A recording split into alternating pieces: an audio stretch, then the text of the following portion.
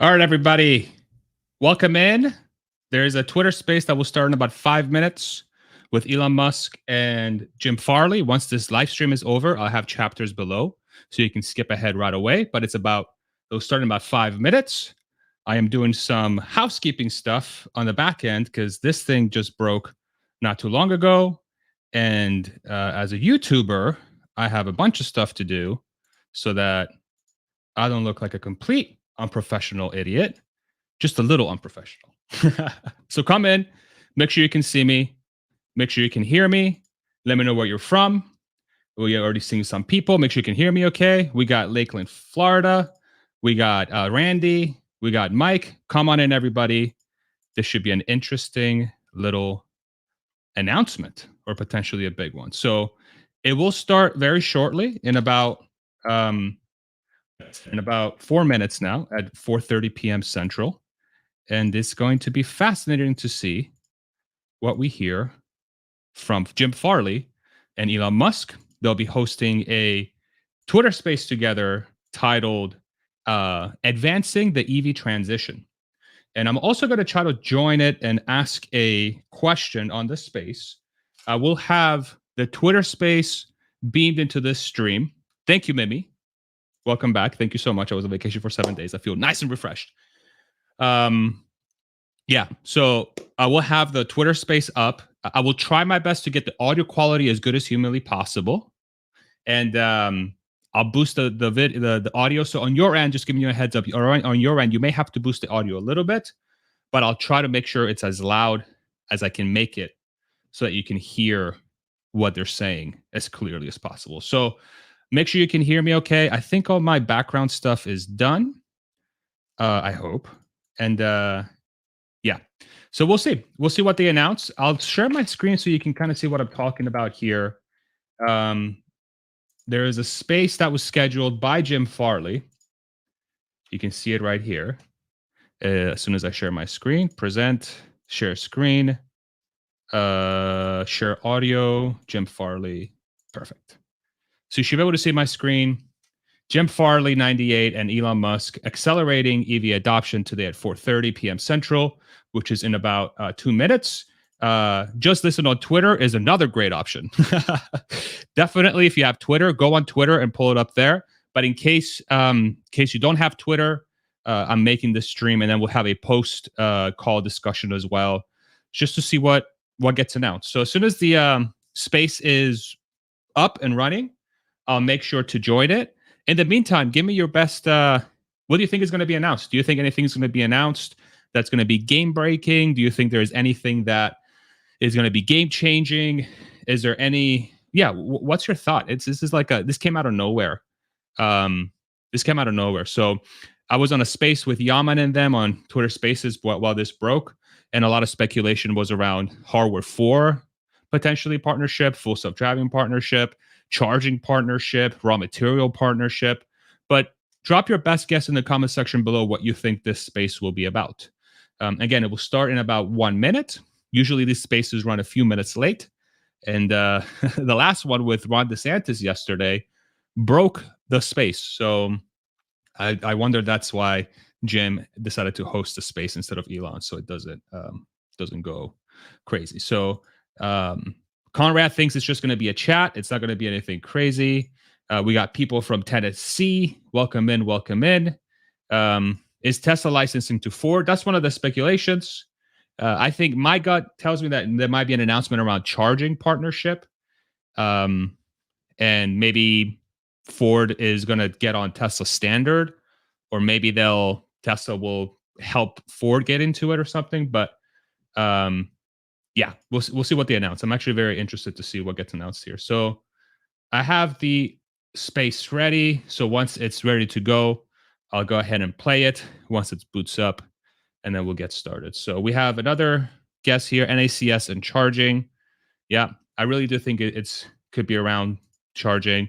It's going to be sharing the charging network for sure, the supercharger network. Yeah. Tesla doesn't want legacy OEMs to be out of business, more likely licensing Tesla hardware, FSD, and charging. Okay.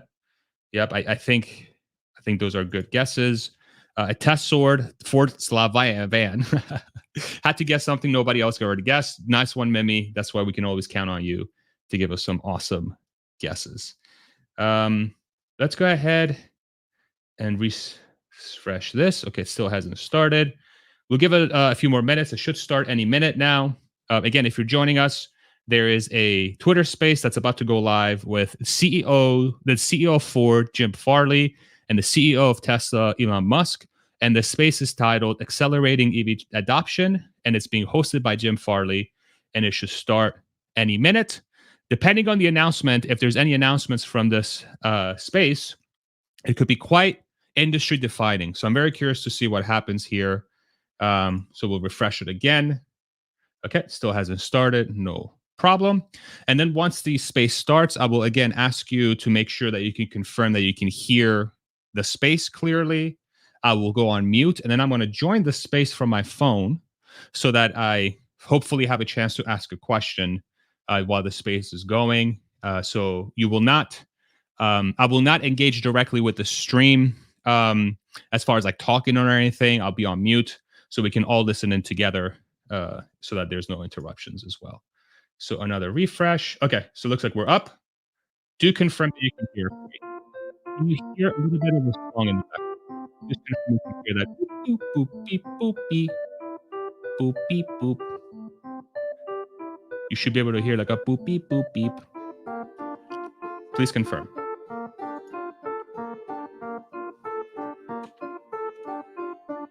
Boop, beep, boop, beep. Can y'all hear that boop, beep, boop, beep?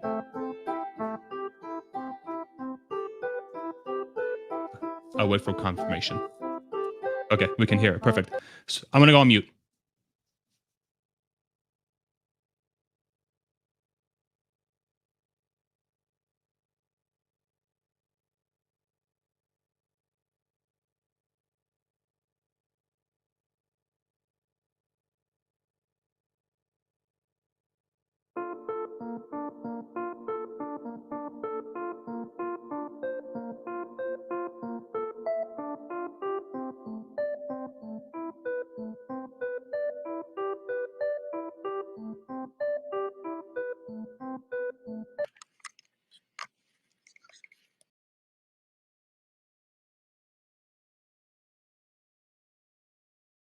Can y'all hear Jim?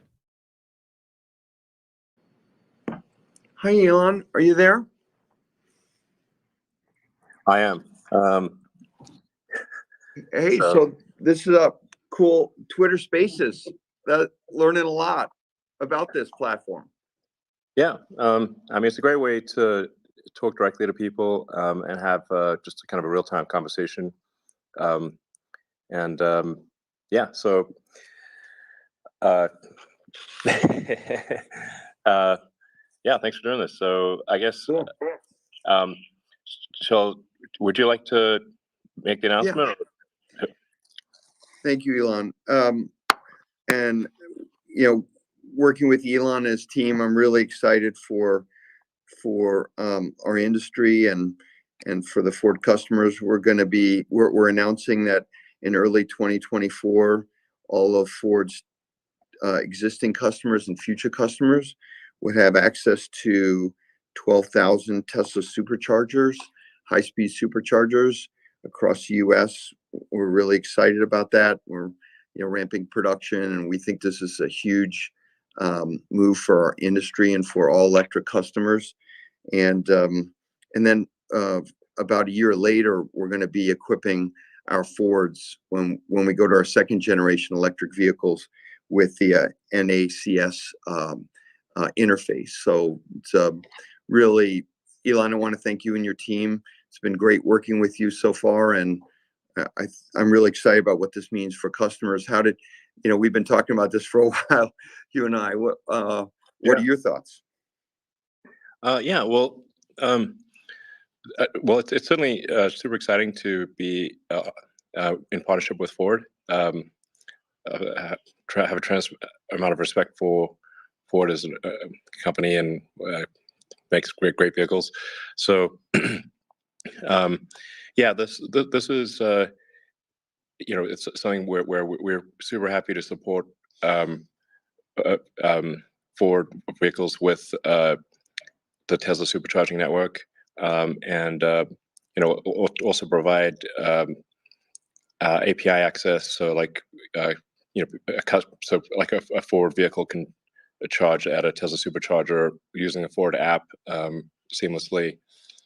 Essentially, like the idea is that like we don't want the Tesla supercharger network to be like a walled garden. We want it to be something that is supportive of electrification and sustainable transport in general. So, and we're very, very much appreciative of Ford's interest in partnering on this front. So it is our intent to do everything possible to support Ford and have Ford be on an equal footing at Tesla superchargers. Well, this is a really, really big deal for our customers, because we have about 10,000 fast chargers now, but 12,000. We love the locations, we love the reliability, your routing software, the ease of use of the connector, the reliability of it. I think it's a pretty amazing what you and your team have done for the customers. How are you seeing things in Europe? Because I know that's a little bit different. Well, the Europe spec, it's funny. I actually went to visit the EU Minister of Transport because I was this is several years ago, because I was actually pretty upset about the EU design. And honestly, it was somewhat of a Kafka-esque situation, where I was told, well, it was designed by a committee. I'm like, well, we didn't know this committee existed. It's like, well, but you should have known. Like, I'm like, well, how are we supposed to provide input on something we didn't know existed? This is not possible. And it hadn't yet become law or anything. So I was like, well, how about if there's alternatives? Like you can have two, or and but unfortunately, the EU connector is very much a design by committee situation, but we're somewhat stuck with it. In fact, we're not even allowed to have private networks in the EU that have the North American connector. So, but I think it is the team's done a good job, and it's a pretty great connector. So, and if we working with Ford and perhaps others can make it the North American standard, I think the consumers will be all the better for it. I know you and I've been, talking about what we can do together to advance, the industry and the customer experience. But it became clear to me, I was on vacation with my family last year in Lake Tahoe. I was driving back, I think, to Monterey, and my kids kept looking at me and going, "Hey, Dad, there's another supercharger. Can we stop there? How about there? How about on the I-5, Dad?" I was like, "No, we have to go over here behind this other building." And so it kind of became obvious to me, the job your team had done and what it means for customers. Absolutely. So, well, our goal really is to be as helpful as possible in accelerating towards sustainable transport, that's also like why we open source our patents, and many of our designs are open sourced. So we're just glad to be as helpful as possible, and I think you alluded to it, but we should mention that there will be an adapter in the interim. So I think we're aiming for that adapter to be in production early next year, I think. Yes. Yeah. Yes. And that's a really big deal, because that, I mean, we don't have as many EV customers as you do, but we still have plenty. And for them to be able to have this benefit early next year already and not have to buy a new car is, I think, a real statement by you and the Tesla team, to be really thinking prioritizing the customer's experience. So, that's really a big deal. And of course, we're totally committed to the NACS interface itself going forward. That sounds great. Let's see. Should we maybe take some? We take some questions. Perfect. Let's see. Maybe Farzad. I have one. I think that's pretty cool. I see, which is how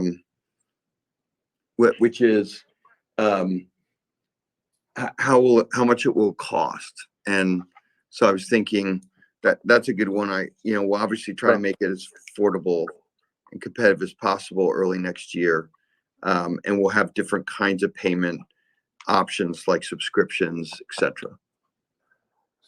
Yeah, I think it will not be cost prohibitive. It'll be, something that's quite affordable, in the hundreds of dollars range.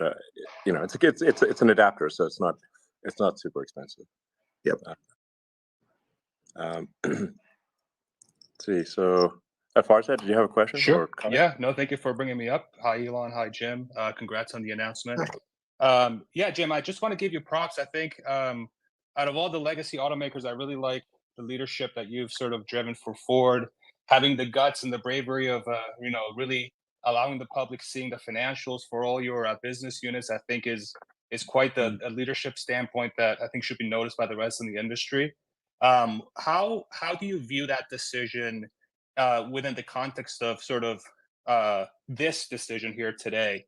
And what are some of the, I guess, challenges or things that you've been able to learn from going through this transition to sort of this next generation of Ford? And sort of at just high level, how are you thinking about Ford where it stands today? I think it's just very impressive how you all decided to do that. I think it's really, really cool. Well, I think, obviously Tesla, stormed through the train station like 300 km/h Shinkansen. So it's like, we're learning a lot. I'd say splitting out the business really has been a game changer for us because it's given us a lot. Like, we really are focused on, like, this decision on trying to work on behalf of the customer. And maybe when it was not broken out, we didn't have that laser focus. I think some of the things that we learned, frankly, a lot of them from Elon and his team is, our industry is kind of obsessed with these huge batteries, and I think that's maybe not the right approach. We should make the battery as small as possible, actually, with a really competitive user experience range, but have like really great fast charging experience combined with that. So we don't have to be driving around, $20,000 of extra batteries for customers. Yeah, exactly. And so I think I've learned that, and also the embedded electrical architecture, fully updatable vehicle. Like, it's super hard what Tesla's done, and I totally respect them, to do that, to make a fully software updatable vehicle, and we're in the process of doing, but it's super hard. It's super hard, yes. Well, I mean, Jim, we're happy to be helpful in other respects with, on the software front. There may be, something where we can be helpful there, in the same way that, like, maybe Android is, helpful to the phone industry as sort of a general standard. Like, we could potentially open source more code, and we'd love to be helpful in any way that we can. Yeah, I think that's super important. It shouldn't stop now. I'm actually really interested, Elon, in your experience so far in Corpus Christi and processing raw materials. It seems like you're really learning a lot. Yeah, I mean, our actual goal is to do the least amount possible, but then we end up hitting these choke points, or we anticipate hitting choke points. So a lot of the vertical integration is really out of necessity. And if we find that there are suppliers that are solving the problem, and there's good visibility into the future output roadmap, then there may be cases where we would redirect those resources from what they're doing to something else, because we got a triage list of problems a mile long. So, but the we did see a pretty serious issue with lithium refining. There's a lot of lithium ore in the world. Like when one looks at the sort of lithium reserves, that's actually a tiny fraction of the amount of lithium that exists.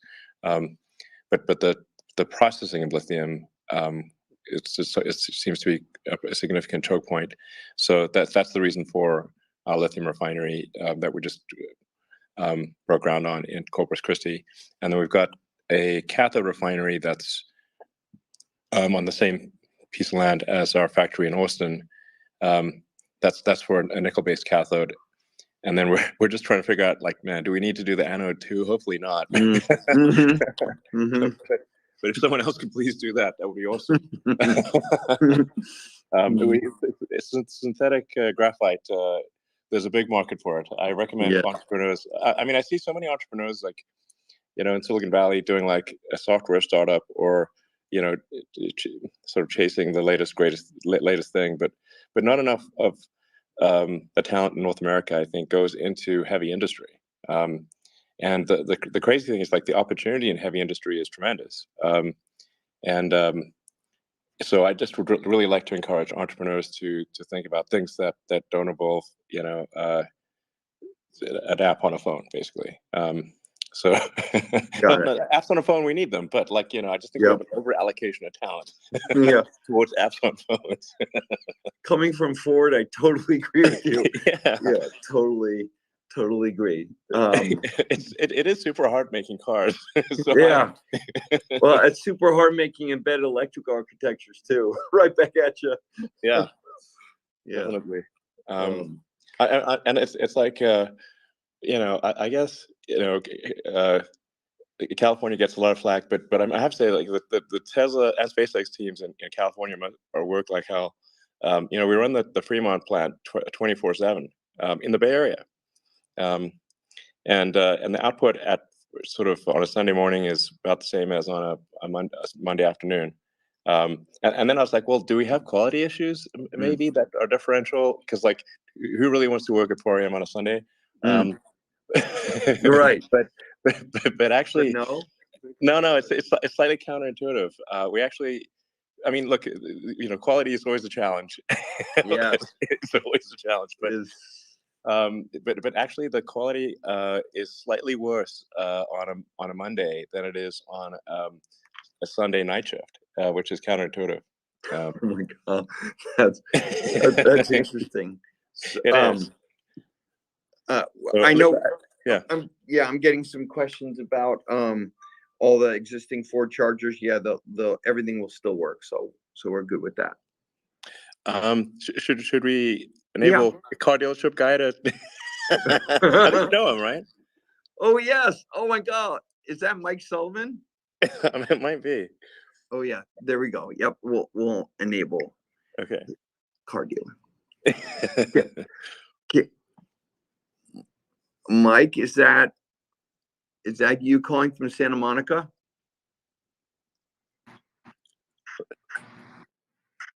Talking to me, Mike? Mike, check your mic. Hey, how are you guys doing? I'm definitely not a mic, but I have a mic. So, hey, appreciate you bringing me up, Elon, Jim. Hey, Farzad. Jim, I have a question for you regarding, and I did miss the whole beginning part of this, so apologies if you already spoke about this. But how do you reconcile the shift to electrification, and specifically with the standards that you have a massive dealer network throughout the country, so that entire shift with the fact that at the end of the day, if we're just being objective, your customer or one of your customers is the dealer still, and of course the dealer network. And how do you reconcile all of that? And I'm coming from a position where I don't know how much you know about my mission, but I'm really trying to deliver transparent insights into the car market in an unbiased way. I'm a used car dealer, so I don't have a horse in this race per se. So I see. I'll leave it at that. I'll take a pause, but go ahead. Thanks. Yeah, I think, I had the opportunity to lead Scion, and I learned a lot from that experience. I think when you look at the net promoter score of people who buy vehicles, they really want transparency in the pricing. So early next year, we're going to be going to non-negotiated pricing, and more people want to do business remotely. So we want to offer that. But, when you get an accident or you have questions, I mean, people are going to want to talk to someone. So I think there's an answer out there. If I look at markets like Norway that are very, that have really adopted electrification, there's some combination that I think we're moving to that is good for the customer.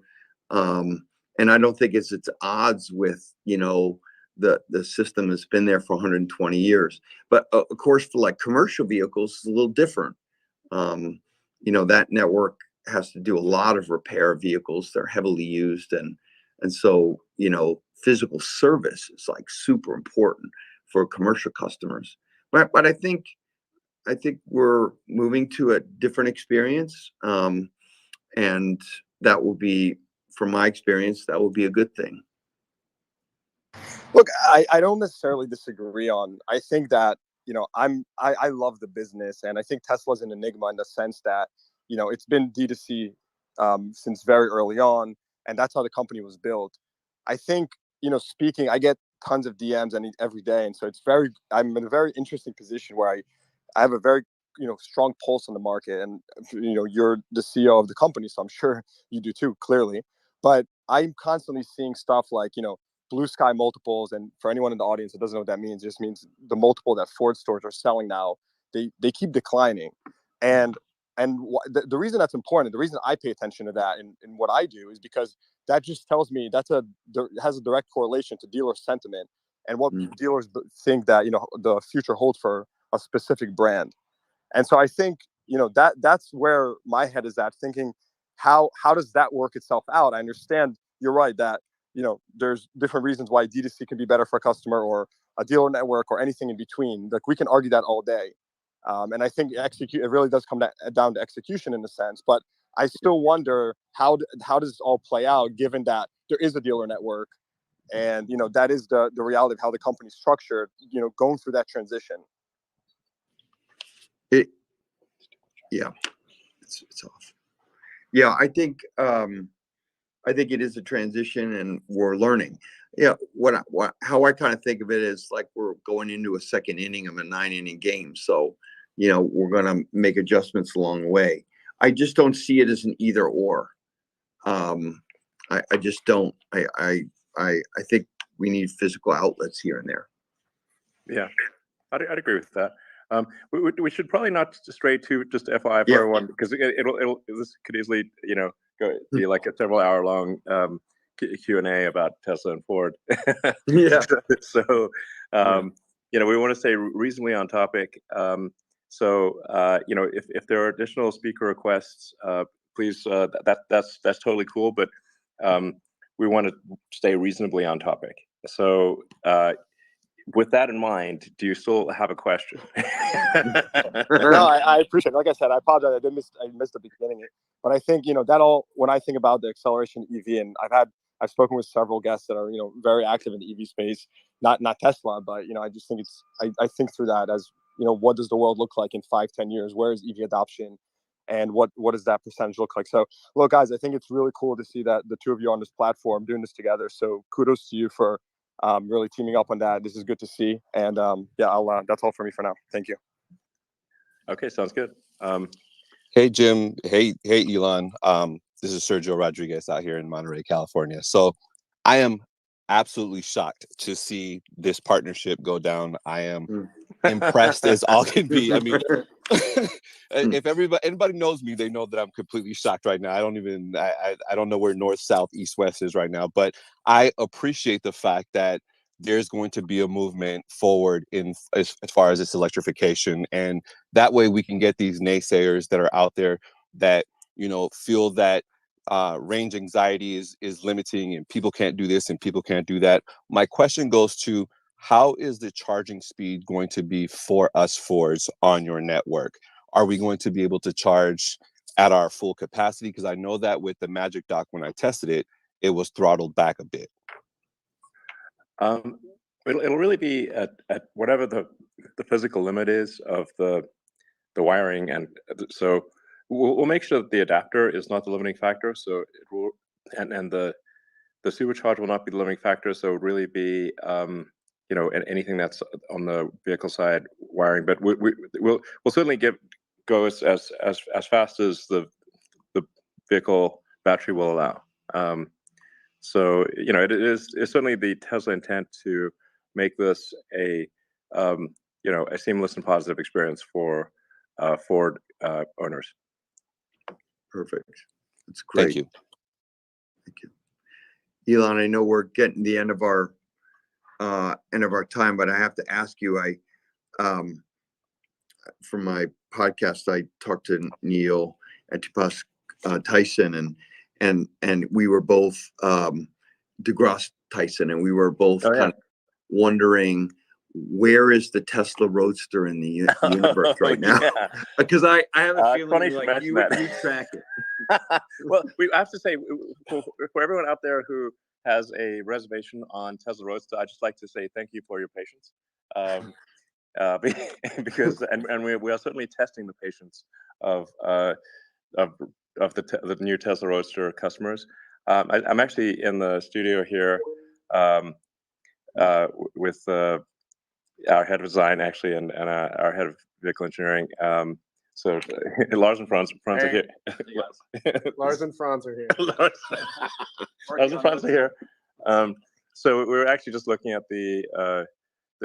we're hoping to finish the design of the engineering of the new Roadster this year, and hopefully reach production towards the end of next year. I mean, I do want to emphasize that this is financially sort of a small potato situation. It's not going to move the needle in a major way financially. So I've characterized it as it's not even the icing on the cake; it's the cherry on the icing on the cake. But it's still it'll be a really really cool thing, and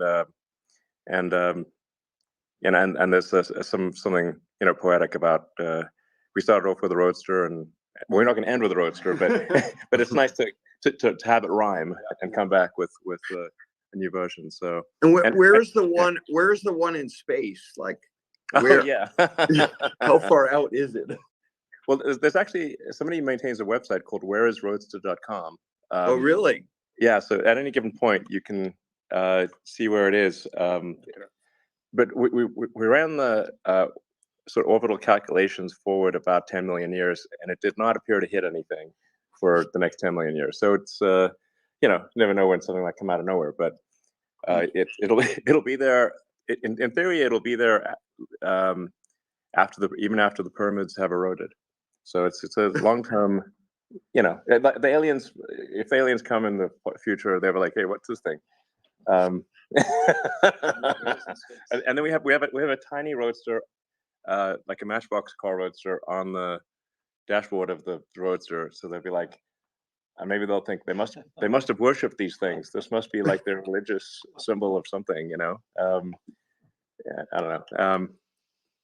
But yeah, that's cool. I just want to thank Elon, to you and your team for working together on behalf of all of our customers, and for all the customers calling in. Just want to thank you for doing so. We're really pumped up about working with you to make our customers' lives better, and we're really thankful for your partnership.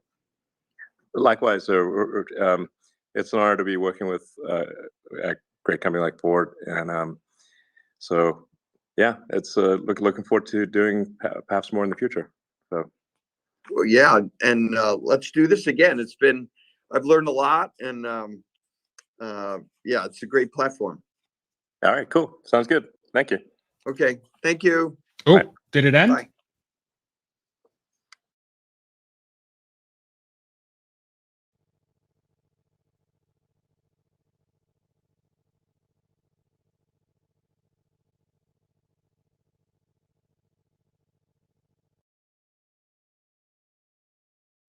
All right.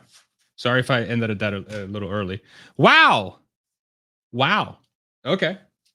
I'm surprised, kind of. That was my my prediction was that they were gonna talk about charging, and they did. I'm usually not very good at predicting stuff, but today I was, so I'm proud of myself for that one. Yeah, let me know. Let me know what you think. I think that was awesome. I think that was a really cool thing. Having sort of Ford and Tesla, really their CEOs, their leaders, on the same call, just having just a very casual conversation about their announcement. It really does feel like we're in sort of a new way of making announcements now with Twitter Spaces. We're sort of moving away from this cookie cutter, you know, like here's a press release and here are actors and here's a coconut. I don't know, just just a super acted thing. And this is more a sitting down and having just a casual chat of the two leaders rather, in a sort of almost professional setting where I think a lot of candid stuff can come up. And so really the biggest thing we learned is that Tesla and Ford are going to partner up on the Supercharger network. It's going to start as an adapter for Ford to be able to hook up to every single supercharger in the States for every Ford vehicle starting in 2024 with their existing and new lineup, which basically means that every Ford is going to have access to the entire Tesla supercharger network, which sounds like it's a competitive advantage for Ford versus every other EV, and removes one of the biggest sort of barriers of entry for a Ford shopper for, say, like a Mach-E or a Lightning, which is phenomenal. I think that's a really, really good call for Ford. Again, I'm very impressed by Jim Farley, man. I talk about him in a positive light quite often on this channel, and I think him opening up the books for everyone to see how the EV side performs this early in the game was the right move. And that was sort of my question to him was, now that you have done this, like, was this sort of one of the things that helped you arrive to this situation? And his answer was really interesting. I'll go back and listen to it because I was super nervous and I wasn't able to take in like the first few minutes of his question. And then after my heart rate went back down from 160, I was able to start absorbing what Elon said, not even what Jim said. So really big news, I believe. I think this is sets a sort of I think it sets a tone for the United States, at least the United States market, that says, hey, Tesla is a legitimate player. Tesla is a legitimate automaker, and they have an infrastructure, a unique infrastructure advantage in the sense that they own their charging network. And Ford, who is one of the longest running car companies in the world, and an American icon, really, if you really think about it, has decided to partner directly with Tesla, which is a newcomer American company, to utilize their charging network and giving Ford an advantage versus the rest of its competitors. So it's fantastic.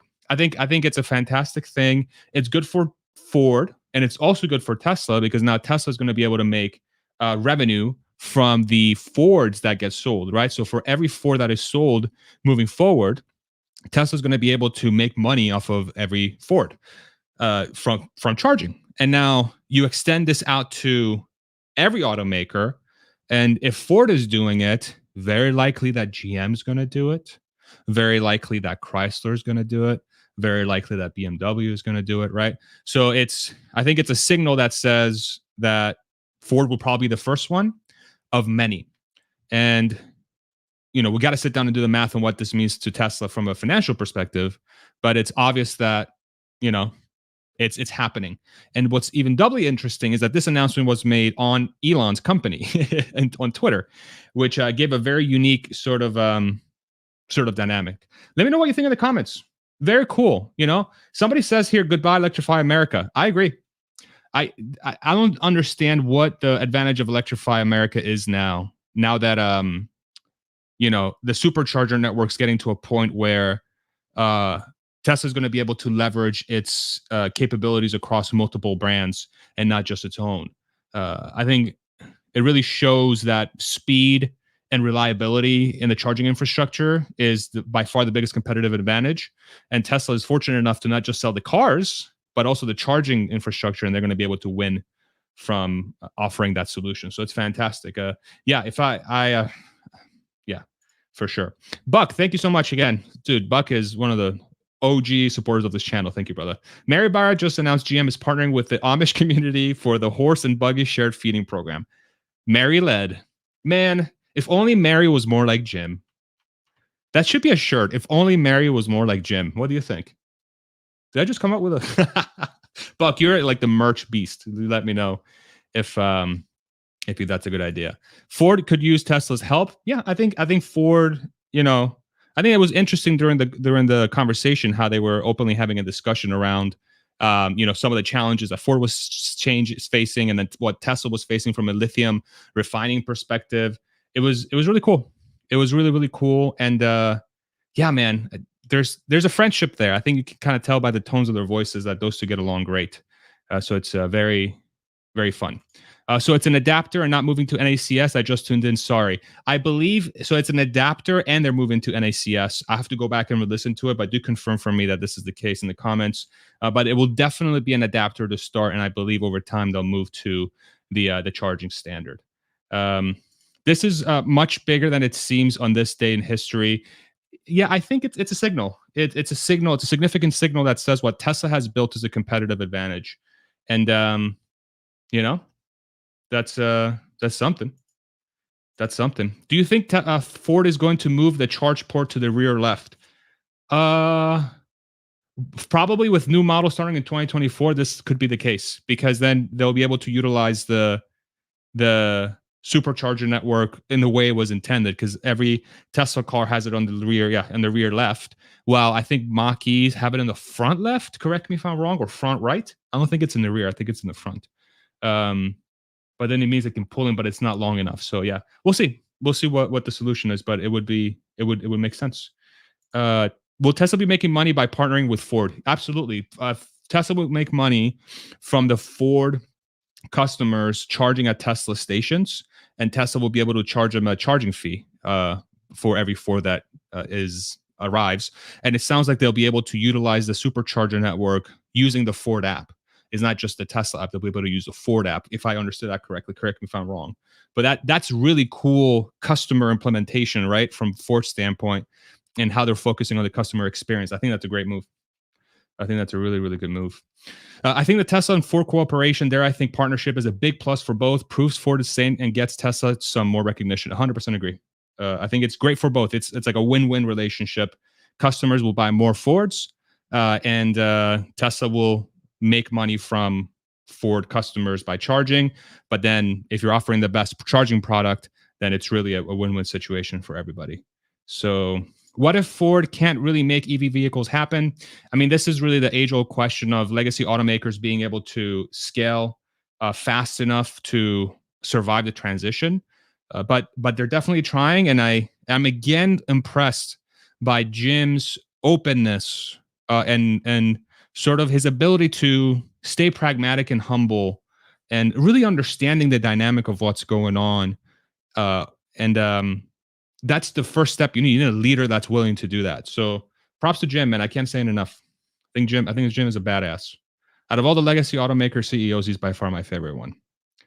Not Mary Barra, sorry, as much as you might think that. Did Elon hint at licensing FSD in the future? He definitely said that, anything that Ford needs help with, Tesla's more than willing to help them. So to me, that sounds like a lot of things. I wish I could ask a follow-up question. I wanted to sort of unmute and ask another question, but I wanted to be respectful of the rest of the people, because I knew they didn't have a lot of time. But my follow-up was going to be around raw material sourcing too. Which Hans from our community sort of brought up as a point in a Twitter space. I really think that could be a thing where maybe if Tesla and another player can come together and go into partnership in alleviating their biggest bottleneck for building EVs, which is lithium refining as one, and then sourcing of materials as other one. Maybe you go into partnership with a Ford or somebody else and say, yo, let's go and freaking get these freaking raw materials, because we need to make as many EVs as humanly possible. So yeah, I could see It opens the door, right? This Ford relationship opens the door. It starts with charging, but it could go into licensing of software. It could be raw material partnership. It could be drivetrain licensing. It could be battery, battery and drivetrain purchases, licensing of whatever else. Who knows? They could freaking get bots at a discount rate in their factories because they have an account open with Tesla. And Tesla's like, yo, I'll give you 5% off because you open your supercharger network with me. And now your labor goes down. I don't know. You tell me. It's crazy. Like, you open the door, anything can happen. That's the beautiful thing about business. You open the door to a relationship. They obviously have a good relationship. They really are, they're praising each other's efforts. And so with that open door, anything can happen. So yeah, crazy, crazy, crazy stuff. So big stuff, man. Transitioning the world to sustainable energy. Tesla's goal is advanced by helping Ford. Yeah, and Ford is able to thrive as a business by leveraging the best charging network in the country. That's what it come down to. So awesome, man. Cool stuff. Let's wrap it up there so y'all can go enjoy the rest of your day. Groundbreaking day. Then I'm going to sync this. I'm going to let this sink a little bit further, and I'm sure this will be a huge topic of discussion for tomorrow's community forum on this channel, which will start at 1 p.m. Central. So do make sure to join us there to continue the discussion. Mwah. Love you guys. Thank you so much for joining me. Let me see if I can do this correctly because producer wife is not helping me right now. Okay. Bye, everybody. We'll see you on the next one. Bye.